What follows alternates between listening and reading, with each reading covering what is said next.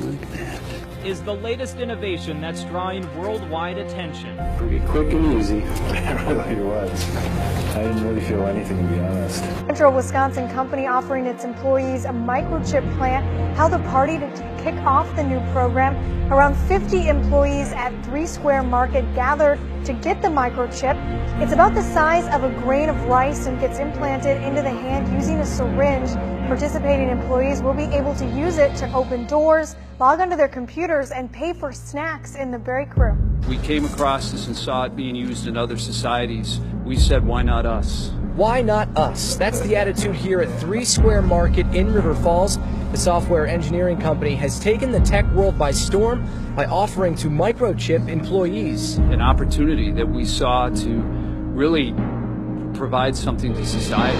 President and CEO Patrick McMullen has been working on this project since January. Employees aren't required to get the chip, it's completely voluntary. It's a big needle though. I think yours was bigger. The company offered me the opportunity to get chipped, and I agreed.